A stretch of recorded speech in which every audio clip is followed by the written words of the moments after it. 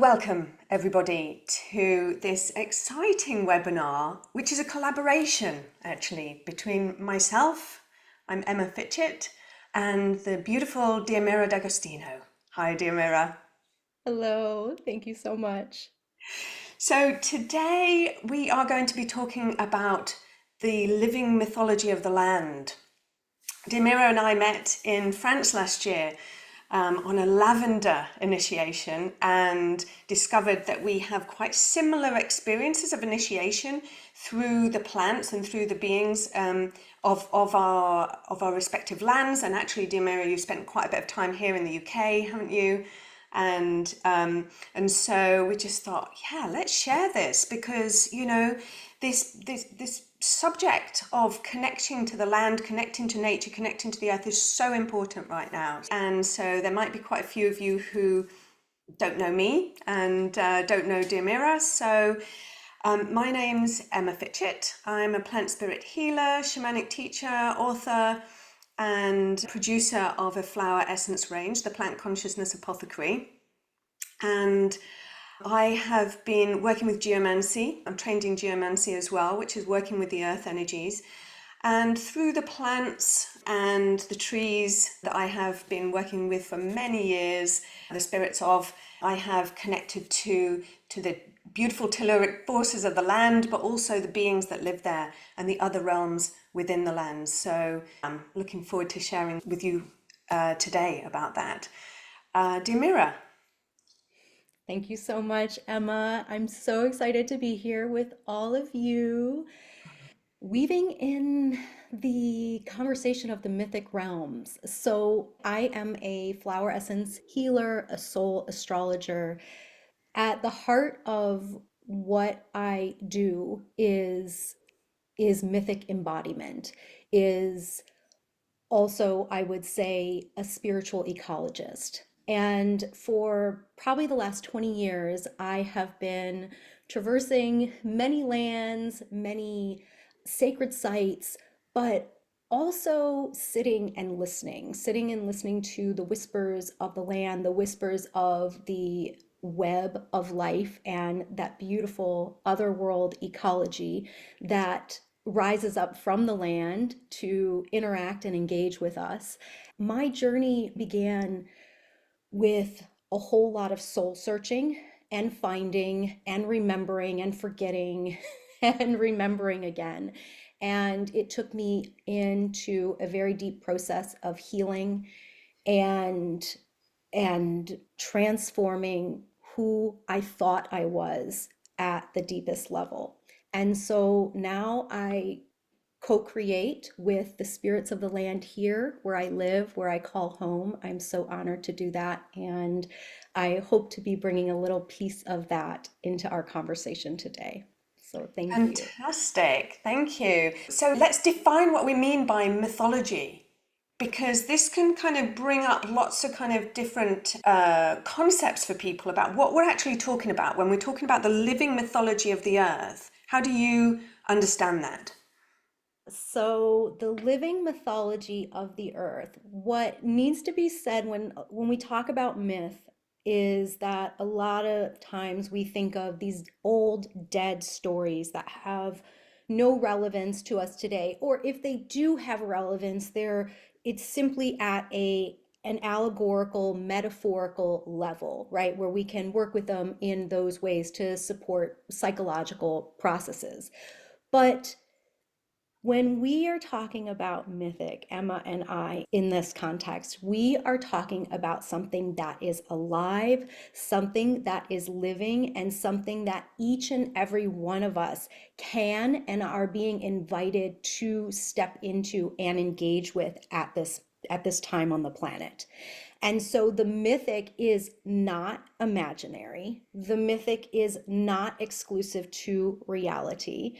It's why I like to say mythic reality. The mythic is just as real as this mundane world. In fact, it's actually more real because it connects us into the primordial heart of who we are at that soul and spirit level, and also who the earth is at that soul and spirit level, and then invites us into a co-working relationship with her.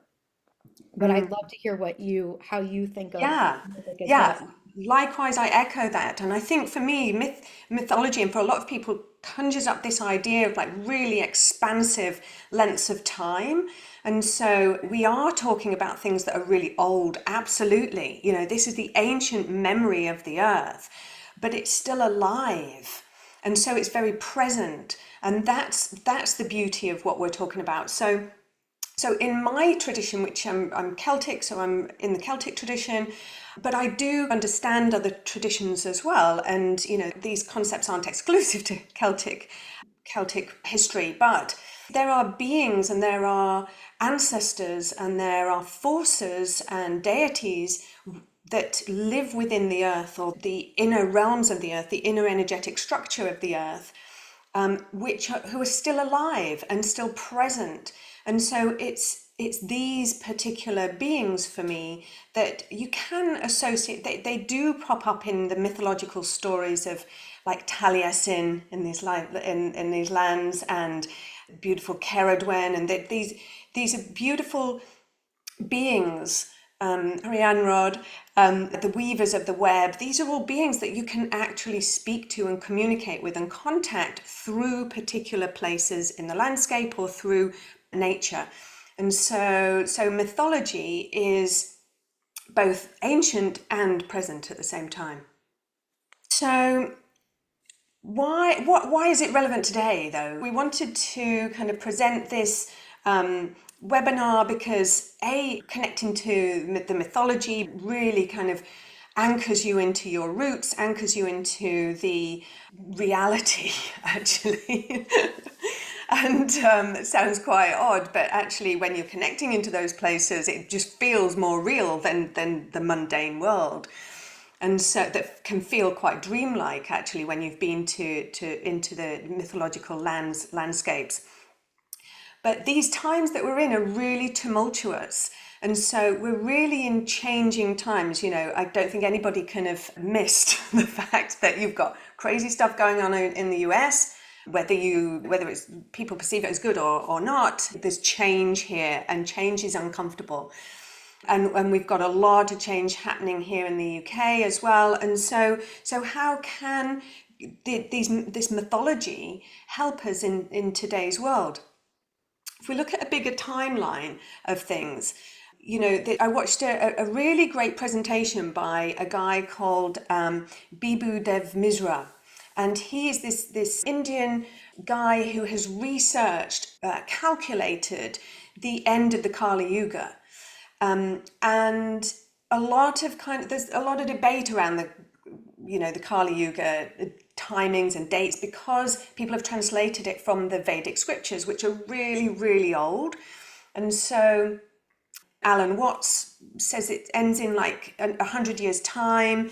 Other people say it ended in the 19th century. And there are other dates as well. Like there's wild variation in the kind of prediction or the measurement, this time frame.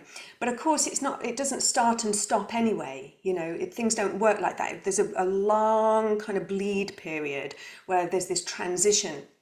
But Bibu calculated based on astrology, which I thought was really interesting. Astrology and the precessional cycle, which is this big 26,000 year cycle, and that the earth moves through as it kind of like wobbles on its axis. And so, because we know that the ancients used that measurement as well.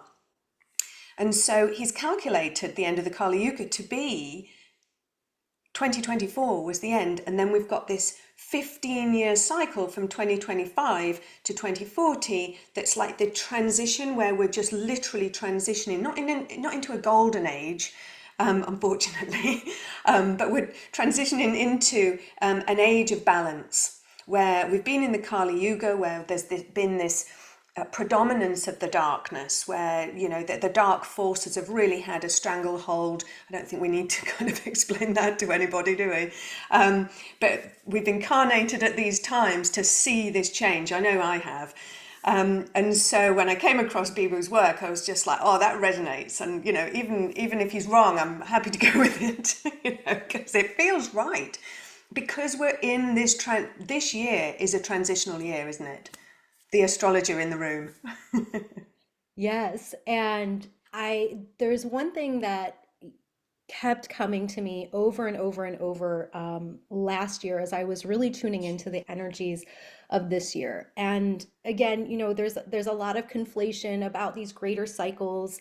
And one of the things that, people like to think of, everybody is talking about that movement from the age of Pisces into the age of Aquarius, which is what Emma named as the precession of the equinoxes, right? And so there's a lot of discussion about when that actual movement is. But the conflation is that some people have worked up in their minds that the age of Aquarius is the golden age, but in actuality, it's not. Just like Emma said, the age of Aquarius is just that slight, I call it a feathering, stepward from if we're at the very bottom of the barrel, it's that first step that one takes out of the mud. It's just the first step, but it's symbolic of that initial upward movement. And so we have a long way, thousands of years before we would even crest into and unfold into a quote unquote golden age.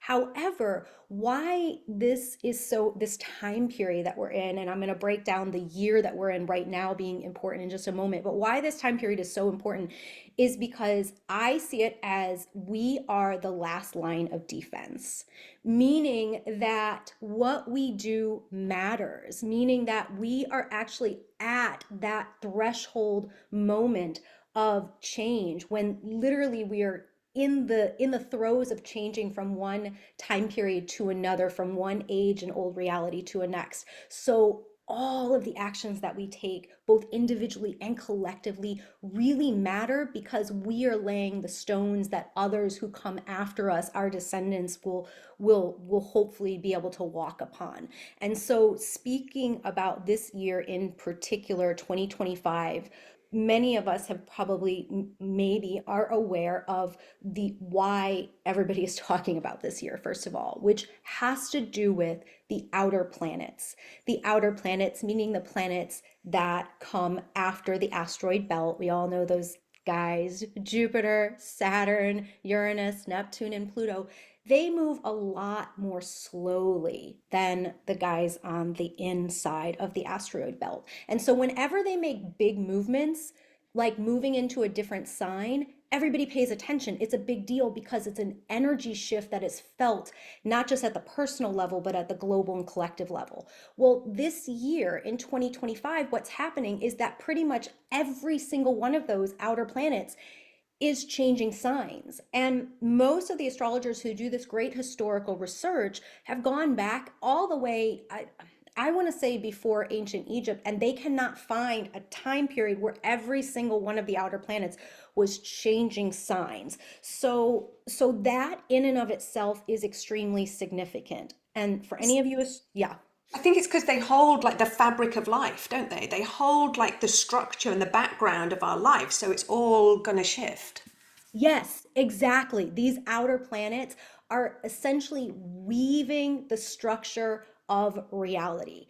And so this year in particular, those planets are shifting, but they're doing something interesting. Just like Pluto did the last couple of years, he moved back and forth between Capricorn and Aquarius. Now he's finally in Aquarius. He's going to stay there, but everybody else is going to be the big guys. Uranus, Neptune, and Saturn are going to be putting one foot in to their next sign, and then they're going to be staying there for a few months, and then through their retrograde journey they're going to be moving back, and then they're going to be moving fully into these signs that are the progression of their journey next year, 2026. So why is this important and what does this mean for us? 2025 is a bridge year. That means that it is literally this liminal space, this threshold point where the old reality is crumbling, there's a dissolution taking place, and the new reality is being created before our very eyes. And so the pieces that we put in place this year matter. They're really important because they're going to set us up for the next 20 years and beyond. And so and through the obviously the next age, as we were just talking about in these bigger cycles. But for us personally, this is, I mean, we're talking about, this is big important movements. So what we do this year matters. So that brings us into why. So if what we do this year matters, then let's connect it back to our topic, is what we're talking about, is the mythic. And based on all this, why do we want to connect with the mythic? And how is that, the mythic, rising up and calling us into connection with it? And why? What are the benefits of this work? Well, we're not the only ones evolving. And so for me, because I work with the plant spirits a lot, the plants are evolving too. And of course, they sit within the earth. They don't sit in isolation in the earth. And so the earth is evolving too. And so we can learn and be supported and evolve in a more balanced way if we do it in co-creation with Mother Earth, if we do it in co-creation with nature. And so one of the things that I do a lot are plant initiations. And this is where a plant spirit will initiate you into a new way of being. So to help, some people call it healing, some people call it alchemy, some people call it, but it's basically inner transformation, so that we can really kind of move out of these limited perceptions that we've kind of inherited through these kind of like the past few thousand years, actually. So it's very deep work. So anybody who's doing work on themselves at this point in time is really doing a big service to humanity, because this is the hardest point to do work on yourself, because it's like that anaretic degree, isn't it, of the of a star sign, that the last degree of a star sign. It's like the culmination of the whole star sign is kind of on you if you've got a planet in that at that degree. And it's kind of like at this last degree of the Kali Yuga, we've got all of this heaviness on us. And so those of us who are wanting to evolve,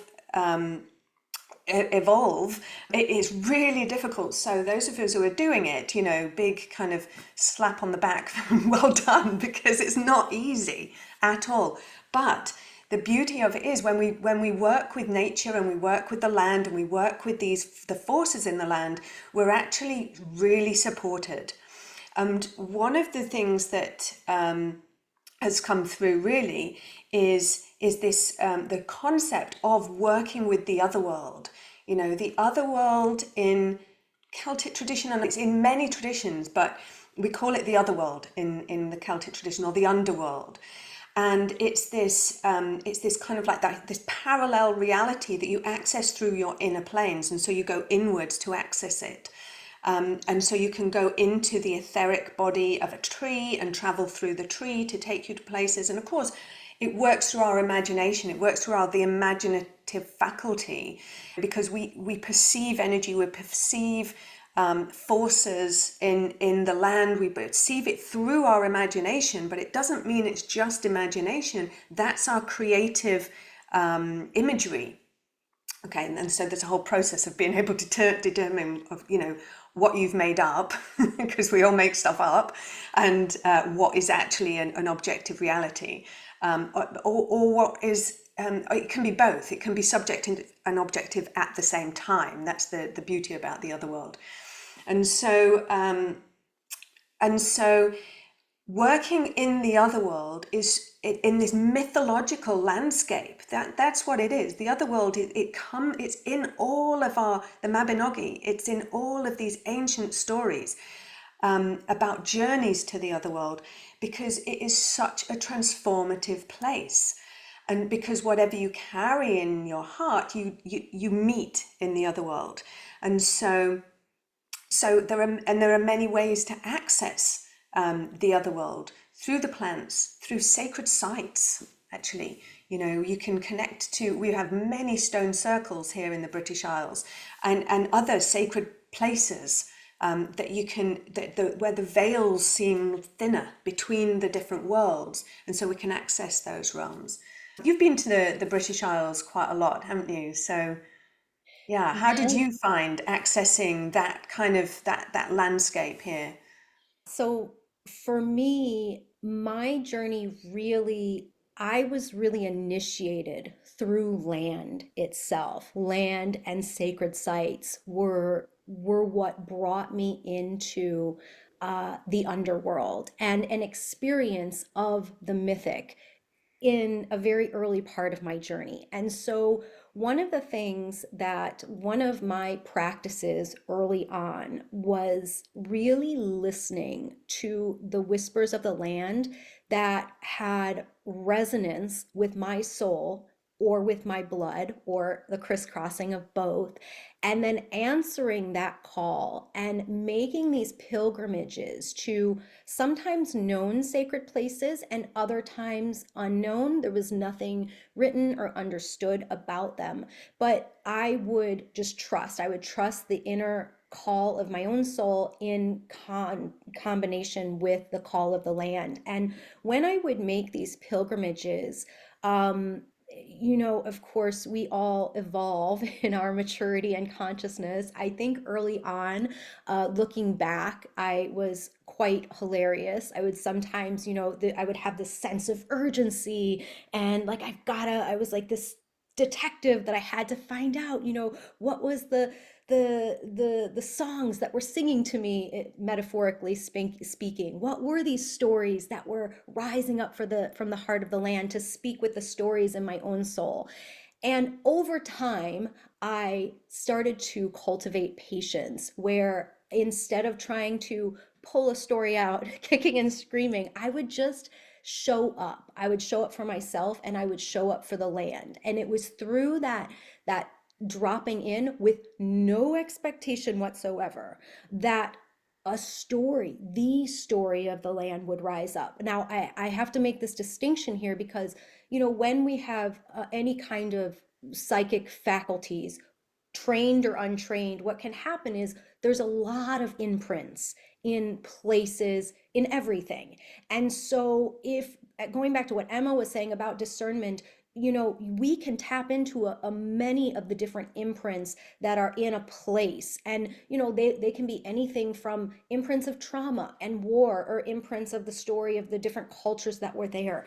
But what I'm talking about is and it's not that I never ran into those, but what I'm talking about here is dropping below culture into the mythic heart of the land where an ancient story begins to rise up. And that is the story that begins to engage us. And so this would happen to me at a lot of sacred sites is the mythic story of the land we would begin to talk to me.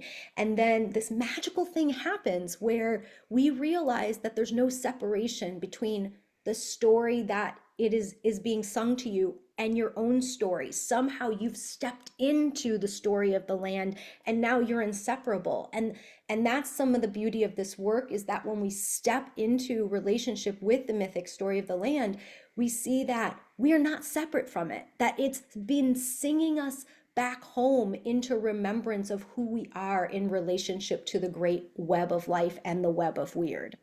Absolutely. We are nature. And so if there is this mythology that lives in the land and in the earth, it lives within us too. And so, when you, for me, my access point has always been plants and trees and stone circles. I grew up in Cornwall, so I grew up around stone circles and know them well. But plants and trees are my passion, and I've worked with them in a shamanic way and in a magical sense, and for healing and self-transformation, and have met on many occasions these mythological beings from these other realms. Like we have traditions in this country of the Fae, of the She, of the Elven realm, and through working with plants, particular plants, you can actually access these particular realms. And so one of my main allies is the yew tree. So yeah, I love the yew tree. So I studied the U Mysteries for 5 years, and then once I'd graduated, I then put it into action and moved under a U tree for 4 years. So I studied and was training with the U tree for 9 years. And just the U tree it holds the portal to the other world. That's what the U tree is. It's this beautiful, beautiful, powerful portal that's just like eternity. And it holds that portal because it has been in our landscape for, well, it's so long they don't actually know how it even evolved. It's really, really old. And they call it the tree of eternity because it lives for so long. It can potentially just live on and on and on. But the beauty of the U tree is that it doesn't allow any bullshit for a start. So there's no, you can't get away with anything with the U tree because it reveals your true self. So what I found is over years of meditating, I literally meditated with this U tree and did particular work. It literally strips you back of all your masks, all your conditioning, all your ideas about who you are, why you're here. It strips all that away. It's almost like it takes you apart and then gets rid of stuff that can be from like thousands of years ago. I really undid some ancient Egyptian stuff that I had to deal with. And I know we're in these times where we've come to kind of undo a lot of this work and to kind of free ourselves from all these entanglements. But the U tree was my kind of mode of doing that. And so what I found eventually was that I just went back to the elven realm.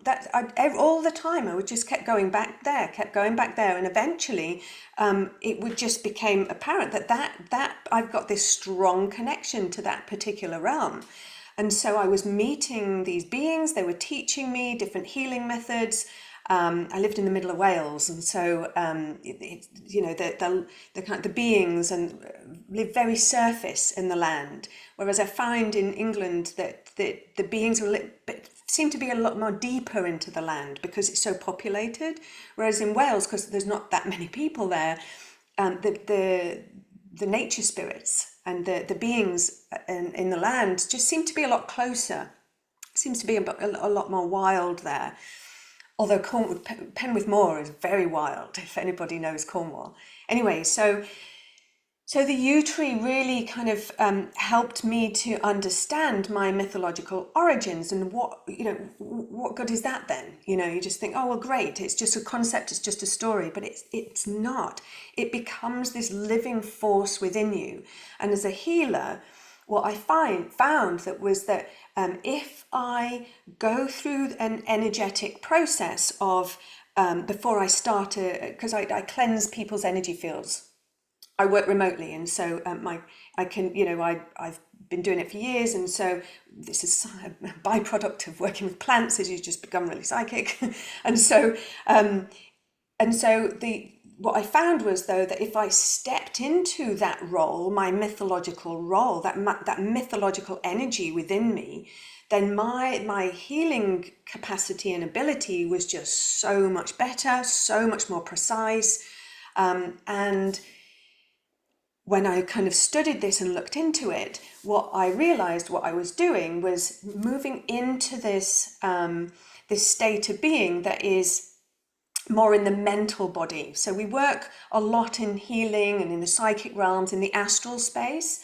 But then this mythological aspect was coming in at this more mental level. It's like, I don't want to say higher, just a more kind of less dense kind of aspect of the energy body, but also And like a refined level, right? Yeah. Refined. Yeah, refined level, yeah. And it's a refined and more kind of subtle level of consciousness, absolutely. And then many people talk about this kind of quality, this super consciousness, if you like, our higher self, although higher self doesn't really say much, really. There's a whole spiritual science behind what this aspect of us is, this super consciousness is. And Rudolf Steiner talks about it as being that, we've kind of perfected our astral body. Any healers or psychic people, you can see other people's astral bodies very easily. and it has form, it has structure, it looks very similar to a being, a person. And but then what Steiner's saying is that what we're doing is we're evolving into giving form to this mental layer of our energy body. Well, that's fantastic, because as a healer, that's what I'm kind of working with, and trying to kind of like imagine myself in that space, putting energy into, moving my consciousness into that level, and giving form to myself so that I can do the healing work and operate in that realm. But part of that is where the mythology comes in. Our mythological aspect is part of that eternal aspect of us. We have a soul aspect that's just kind of for this lifetime, but then we've got this eternal spirit that is, conscious and kind of been partaken in many lifetimes at different timelines, dimensions, whatever. It's not linear per se. And so this mythological aspect of ourself is within that super consciousness, within that daemon, if you like. There's lots of different names for it, within ourself. And so it's I see it as part of our human evolution. So our past becomes our future. There's no it's not linear, like we're kind of like experiencing this linear time frame, but it's not. And so it's like this remembering of who we are, like we're memories of the processional cycle. Maybe it's a processional thing, I don't know. When we first come into the earth, maybe we do it in processional cycles, our kind of like times here, I don't know. But yeah, I'm just rambling there, but I hope you get what I mean. No, it was perfect. This is all good. Okay, so I wanna anchor us back in this thing that you said, Emma, which is because I think it's a really fine point and important distinction to make, is that the energetic that we are talking about is this eternal living flame. It's this primordial, ancient energetic that both lives in the earth. In fact, it is the earth. It is her consciousness, right? This living dreamtime body. And then it is also at the heart of who we are. And so when we're talking about this ancient, one of the pitfalls that I tend to see in, especially in the spiritual community, is thinking that we're talking about like a return to the past, quote unquote. And I see also people that, people can get really caught up on past lives, and also honestly it's a phenomena that ends up creating a lot of disembodiment and spiritual escapism. And what we're talking about is actually how to live more fully human. So it's a remembrance of all that we are and all that it is, and then allowing that remembrance, which lives in like the ancient future seed code of the earth, that to really infuse us, to nourish us at the soul and spirit level, and to then allow us to bring our full selves, including all of these different aspects, our full soul, our full spirit, fully into the body, so that we can be a blessing in this world. And and so I just wanted to make that distinction for everyone, is that we're not talking about a return to the past. We're talking about something that's super anchored and super embodied and really relevant for where we are now. And Yeah. because yeah. And not changing our identity. I didn't mean it in a sense that, oh, now I go around telling everyone I'm an elf. I don't mean, I don't mean that. Because there is a tendency for people wanting to escape into those stories as well. There's a lot of thing about, people saying they're from other planets and stuff, which is fine. But for me, I'm human. But part of the human story is these mythological realms. And actually, I'm quite, suspicious that, the elves and the little folk, they were called our cousins, because I think they are our original ancestors. So it's not that I'm trying to kind of like swap one identity for another. It literally, it's a living force within the entirety of being human. And so when you begin doing this work, it's almost it cannot be prevented that at some point you are going to come full force into connection with your mythological roots. And it creates such an anchoring of belonging, of who we are across time and space, and then an anchoring of who we are in relationship to the dream of the earth and what she is trying to remember us, what she is trying to help us recall in this moment, that we are not just these bodies. We are not just this mundane reality. We are both. We are spirit and matter. And so this is this time period, and again going back to the 2025 of the weaving, right? Because there's a weaving of this liminal reality. And so this is a beautiful opportunity for us also to weave at a personal level of how do we weave spirit and matter? How do we bring in the mythic of that ancient place with and allow it to bridge into who we are now to make it relevant to this time and this moment to be of service. So, and you work with plants and flowers as well. And so, do you find that you connect into those mythic realms through any plant or tree? Because for me, there are specific kind of plants and trees that do kind of almost specific things. A lot of them are gateway. I mean, there are so many plants that are gateways into the other world in the British Isles, and so many trees. But some do it better than others. Obviously, the oak tree is like the known as the is the druidic tree of the three worlds. Even the primrose is a gateway into the fairy realm. And so when you take the essence or the tea or something, you can actually access those realms through those plants. And so how do you work with the mythic in with your plants and your essences? So, with the essences, I work in a little bit of a different way, which has changed over time. A long, long, once upon a time, because my journey was such that I was crash coursed into the mythic by having an underworld fairy initiation on the tour, where one that I would say I was very ill prepared for, and it set my life into this tailspin for many years following that experience. And so, but over time, I integrated it bit by bit, one step of healing after the other. And so early on, what I would do was create experiences for people to also experience the other world of fairy, and to have this living interaction with the other world of fairy. However, over time, what I found was that it was more stabilizing and grounding if somebody actually starts out with the plants first. And looking back in my earlier journey, I wish that I had had the support of the plant realms and the flower realms and the tree realms that I have now. And so what the way that I work now is that I help people through working with essence combinations. So essences, like Emma was saying, she has a beautiful apothecary, by the way.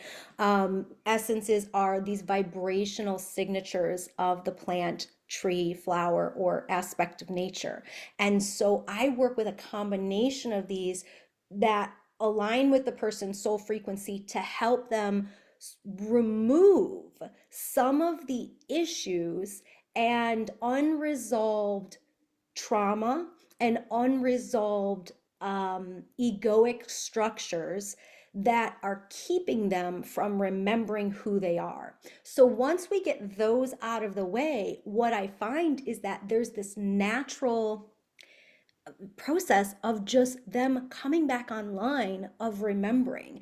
And then from there, it's just working animistically, in relationship with the trees, the land. And I actually listen to their soul and see what, meaning the soul of the person, to see who is calling and guiding them. So even though I may work with, for example, I also love you. I also deeply love the oak tree. And so I have these allies that are they are my partners in all things wonderful and beautiful. And yet, I find that sometimes a person that I'm working with actually has a an ally through a soul connection that they haven't yet remembered that comes forward that may not be my one of my main gals or guys in terms of the plant world. So I will listen to the plants to see who comes forward, and then I weave them a formula to support them in their remembrance. That's kind of yeah, that's the little bit of the distinction of how I work. Okay, interesting. Yeah, that's fascinating. Yeah, I mean, for me, I'm currently working with poisonous plants, but the essence of them. And so they take you to a completely different part of the other world. You know, they take you into like proper underworld initiatory places. And so in those, so each of the plants, even though they're kind of like gateways into these otherworld and mythological spaces, they actually take you into different places within that. You know, there are many kingdoms in these other in the other world, and so we can by working with different plants, we can have different experiences, or different trees, we can have different experiences of this mythological space. So, is there any other story that you think might want to be shared of how we've worked with the mythic and how, yeah, how the mythic has journeyed us? Yeah, well, to be honest, I mean, for me, it really has been a journey with the yew tree. That's my mythological journey, but it's through the yew tree that I met my teacher on the Isle of Man, and you know, he has a very similar spiritual lineage, and so I ended up working with magic from that realm, and healing from that realm, and obviously essences. I think the essences, plant spirit essences, are originally from the fairy healing tradition, and so there's so the essences, which are the vibration of the plant, which is kind of like held in water, and then fixed with a bit of alcohol. That remedy, that form of connecting with the plants, is so old that they just don't know when it even began. And so for me, I feel it comes from those. And I think I was reading a book by Ryan Foxwood or R.J. Stewart, and they said the same thing, that it's just these essences and these kind of like healing modalities have come through from the other world, from these mythological beings and places, and so it just makes them kind of like a true tradition, you know. And here in the British Isles, you know, they nearly got outlawed, you know, they nearly got banned. They're so, like, you know, so ridiculous. But luckily, the British Flower and Vibrational Essence Association fought for that, and so now we can still sell them, but we have to sell them as food supplements. But that's fine, as long as we can, you know, we can kind of sell them, because it really helps people to connect to themselves, to nature, to these other realms, and really helps people to move through stuff. So, and there are different types of these essences. You can get your kind of like your normal batch remedies that just kind of like, just, I'm angry, take some holly, I'm not angry anymore. That's a bit kind of, it's not really kind of very evolutionary or kind of like insightful. And so if you work shamanically with these plants, they actually bring things up for you to look at and for you to resolve. They support you and help you and protect you and hold you, but they do, it's for you to work through, to bring conscious awareness to. And so by removing all these veils, by working with the plants, doing plant initiations, doing plant diets, spending time with the plants, spending time in these places, you'll just, and it takes time, doesn't it? I'm not saying it's a quick, easy thing, you know, it's not, because we're stubborn. We don't like change. We don't like being out of our comfort zone. And so it can take time to remove all the masks, but the more masks you remove, then the kind of the closer you get. And if you've got intention to connect to that mythological aspect of yourself, then you're more likely to kind of encounter that in nature, because when you're working with plants, when you're working with healing, it's all about intention, because we have free will, and it's always a partnership. It's always a reciprocal partnership. It's kind of a biofeedback mechanism going on between you and the plants, and so you're involved in that. It's not a passive experience, and so you have to have the intention to want to actually connect to those landscapes. And so for me, yeah, it's not something I kind of, well, I connect to that aspect within myself through my clearings when I do my healing work, every week. But in terms of journeying into those lands, we do shamanic journeys. Can go into different realms, the drum journey, etc. But it's not something I kind of like seek out regularly. I don't think it's healthy to spend too much time in those realms. We can soak up to a lot of astrality by being in those other realms. And, it is the land of the dead. The dead live there too. And so we don't want to put too much of our energy into that space. We have to, we're living. And so we're on this side of the veil. And so we have to remain as much, kind of in kind of balance within this body. And so yeah, it's been a long learning journey and process. And but yeah, I've experienced some beautiful places and some amazing beings and things in the other world there are way more beings and types of beings than we have here on earth. There seems to be way more beings, because they're not limited to physicality in the way that we are. So I'm really glad you mentioned that, because in terms of the vastness of the inner landscape, because the last tiny little story that I will share in relationship to this mythic conversation is the one of New Avalon. And so I've kind of grazed over some of my other earlier aspects of my journey that were very much a remembrance into my mythological roots and fae.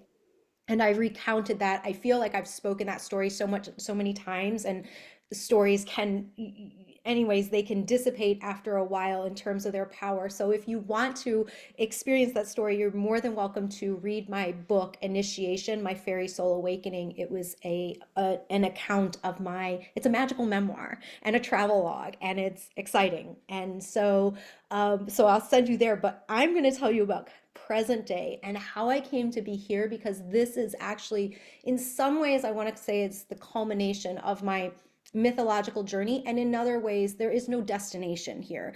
That is another ego trap, and so we have to remember that it's all about the journey, and we're constantly evolving and iterating on ourselves. And so I traveled through many lands, like I said, searching and finding, and I was always in listening mode and receiving, and there was this interaction of story always happening with the land, with me.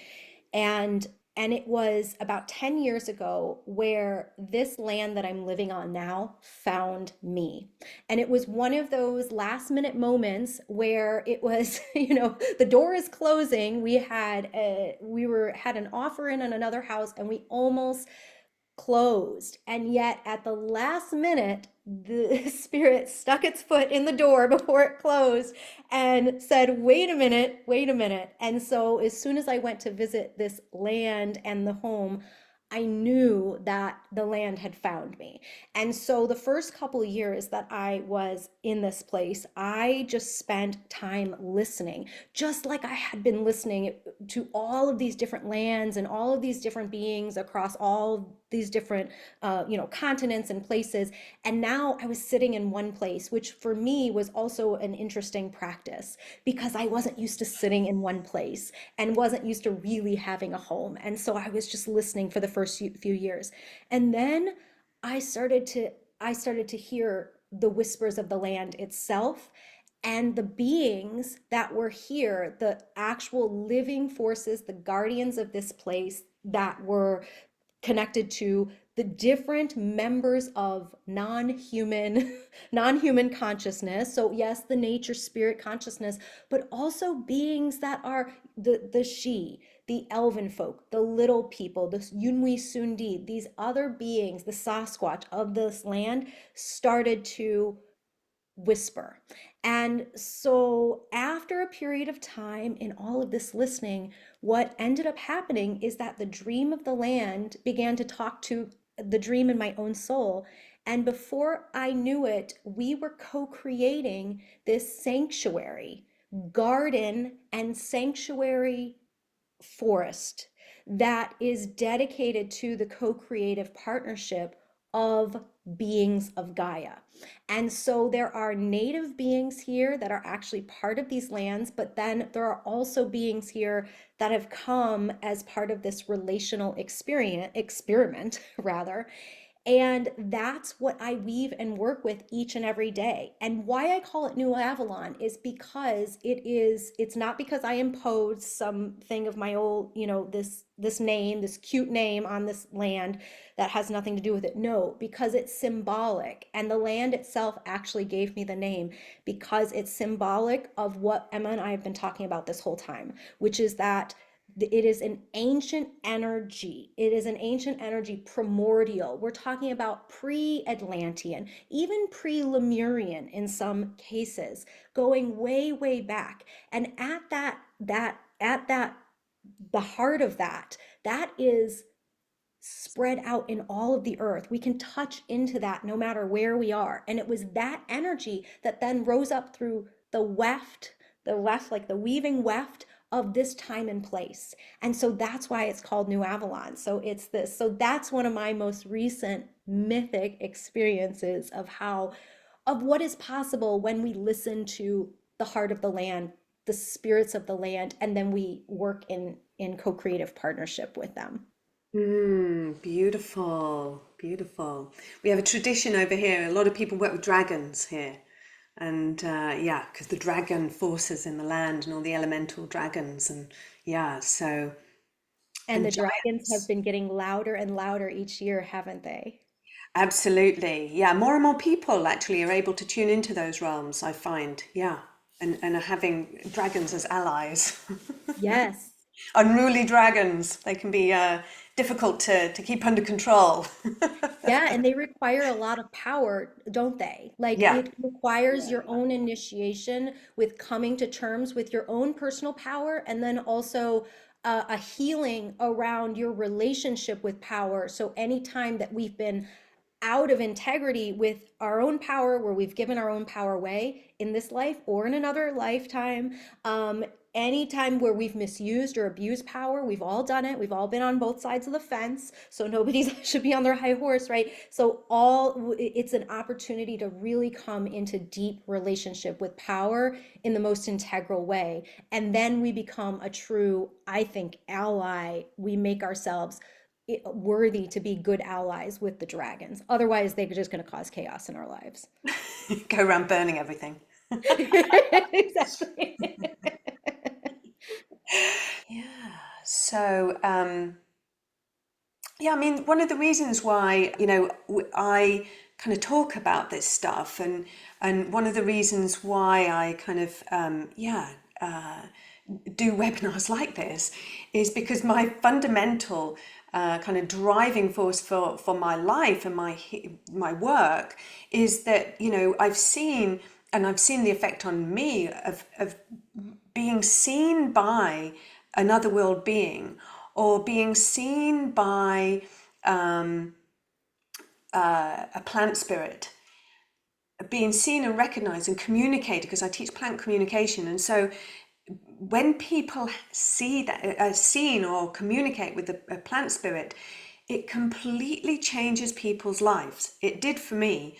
And so that connection is what we've lost, that connection, because it just felt like I think I cried for hours afterwards. It was like I'd just come home, and it's like, oh, I do belong, because we are so told that we are, by so often, that we're parasites on this earth, when we're not. We're children of this earth, and that we that we're so disconnected from our land, from our original languages, from our true cultures, that our indigenous natures, that it's created a lot of problems in people.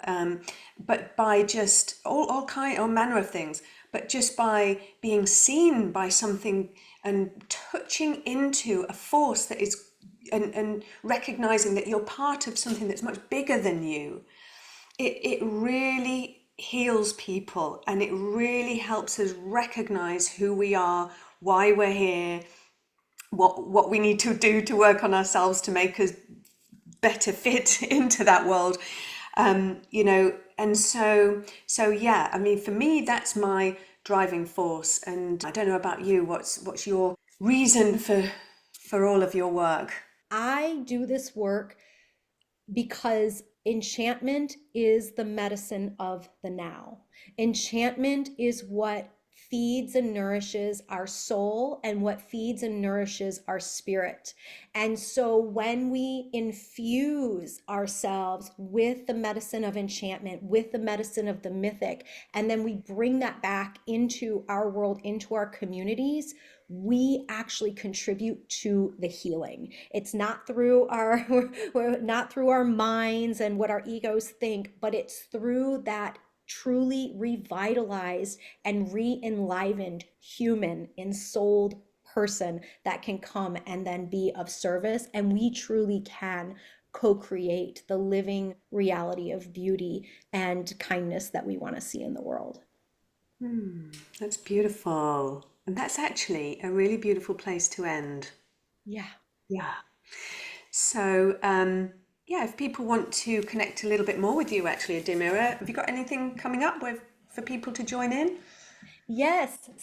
Yes, you can pop on my newsletter to make sure you don't miss anything. If you want to stay in the know, then definitely subscribe.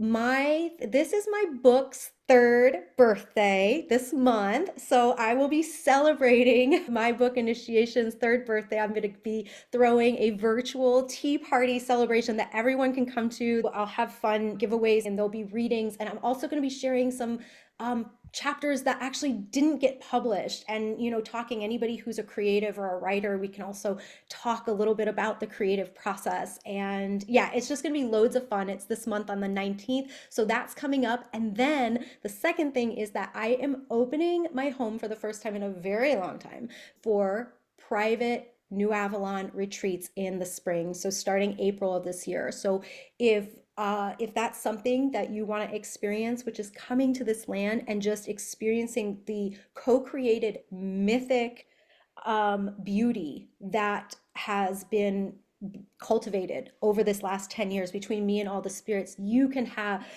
an experience with the medicine that has been cultivated here. So I would love to explore that. You can just email me at connect@diamirarose.com if you're interested. Oh, beautiful. That sounds fab. And what about you, Emma? Tell us what you've got going on. Well, I've got a plant initiation. I'm doing starting on the 12th of Feb. I mean, there's still time for UK people to join because I send out a bottle of Enchanter's Nightshade essence. We're working with Enchanter's Nightshade, that beautiful Cercea luticiana. It's a beautiful woodland plant. And then the language of plants and trees online class as part of my school is later this month as well. So if you want to learn some fundamental and really effective plant communication skills, then you can join that as well. And I've got my new moon gathering every month, which is just domination basis, so you can drop in and kind of tune into the tides of the moons and the seasons with us in a community gathering. That's always really nice. So yeah, I hope you can join us again, and I hope you have enjoyed our conversation. Thank you for your gratitude and for your patience and attention, and yeah, we will see you again sometime. Thank you all so much.